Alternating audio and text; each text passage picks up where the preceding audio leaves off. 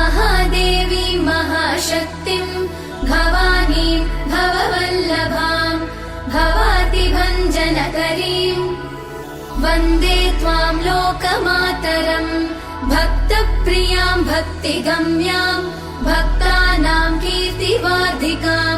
भवप्रियां सतीं देवीं वन्दे त्वां भक्तवत्सलाम् अन्नपूर्णां सदा पूर्णां पार्वतीं पर्वपूजितां महेश्वरीं वृषारूढां वन्दे त्वां परमेश्वरीं कालरात्रिं महारात्रिं मोहरात्रिं जनेश्वरीं शिवकान्तां शम्भुशक्तिं वन्दे त्वां जननीमुमां जगत्कर्त्रीं जगद्धात्रीं जगत्संहारकारिणीं मुनिभिः संस्तुतां भद्रां वन्दे त्वां मोक्षदायिनीं देवदुःखहरामम्बां सदा देवसहायकां मुनिदेवैः सदा सेव्यां वन्दे त्वां देवपूजितां त्रिनेत्रां शङ्करीं गौरीं भोगमोक्षप्रदां शिवां महामायां जगद्बीजां वन्दे त्वां जगदीश्वरीं शरणागतजीवानां सर्वदुःखविनाशिनीं सुखसम्पत्करीं नित्यां वन्दे त्वां प्रकृतिं परां देव्यष्टकमिदं पुण्यं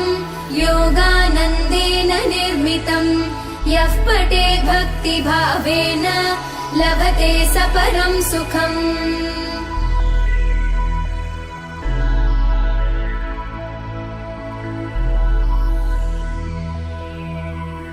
महादेवी महाशक्तिं भवानीं भववल्लभां भवातिभञ्जनकरीं वन्दे त्वां लोकमातरं भक्तप्रियां भक्तिगम्यां भक्तानां कीर्तिवर्धिकां भवप्रियां सतीं देवीं वन्दे त्वां भक्तवत्सलाम् अन्नपूर्णां सदा पूर्णां पार्वतीं पर्वपूजितां महेश्वरीं वृषारूढां वन्दे त्वां परमेश्वरीं कालरात्रिं महारात्रिं मोहरात्रिं जनेश्वरीं शिवकान्तां शम्भुशक्तिं वन्दे त्वां जननीमुमां जगत्कर्त्रीं जगद्धात्रीं जगत्संहारकारिणीं मुनिभिः संस्तुतां भद्रां वन्दे त्वां मोक्षदायिनीं देवदुःखहरामम्बां सदा देवसहायकां मुनिदेवैः सदा सेव्यां वन्दे त्वां देवपूजितां त्रिनेत्रां शङ्करीं गौरीं भोगमोक्षप्रदां शिवां महामायां जगद्बीजां वन्दे त्वां जगदीश्वरीं शरणागतजीवानां सर्वदुःखविनाशिनीं सुखसम्पत्करीं नित्यां वन्दे त्वां प्रकृतिं परां देव्यष्टकमिदं पुण्यं योगानन्देन निर्मितं यः पठेत् भक्तिभावेन लभते स परं सुखम्।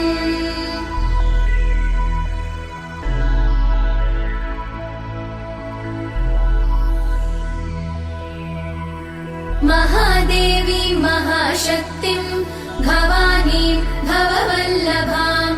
भवातिभञ्जनकरीं वन्दे त्वां लोकमातरं भक्तप्रियां भक्तिगम्यां भक्तानां कीर्तिवर्धिकां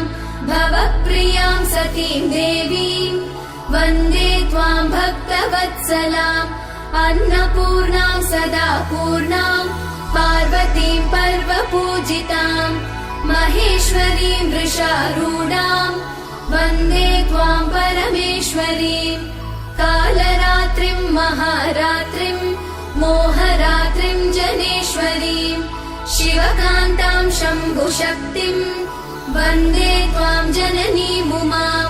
जगत्कर्त्रीं जगद्धात्रीं जगत्संहारकारिणीं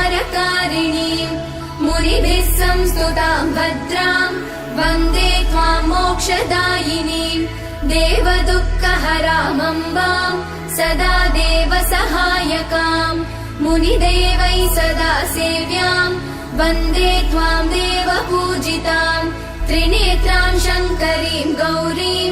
भोगमोक्षप्रदां शिवां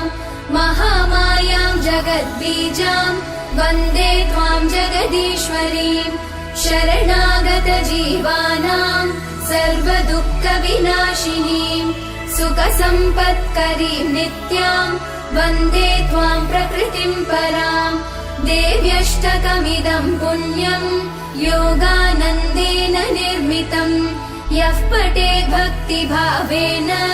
लभते स परं सुखम्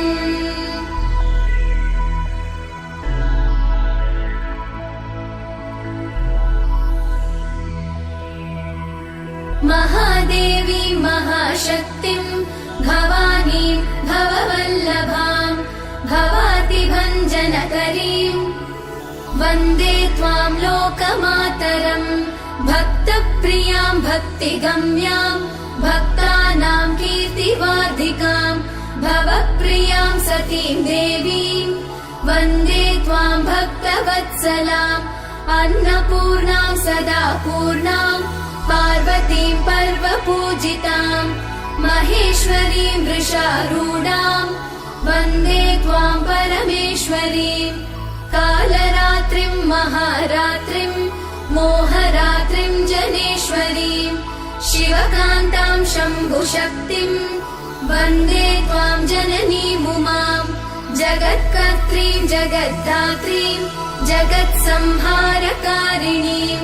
मुनिभिः संस्तुतां भद्रां वन्दे त्वां मोक्षदायिनीं देवदुःखहरामम्बां सदा देवसहायकां मुनिदेवैः सदा सेव्यां वन्दे त्वां देवपूजितां त्रिनेत्रां शङ्करीं गौरीं भोगमोक्षप्रदां शिवां महामायां जगद्बीजां वन्दे त्वां जगदीश्वरीं शरणागतजीवानां सर्वदुःखविनाशिनीं सुखसम्पत्करीं नित्यां वन्दे त्वां प्रकृतिं परां देव्यष्टकमिदं पुण्यं योगानन्देन निर्मितम् यः पठेत् भक्तिभावेन लभते स परं सुखम्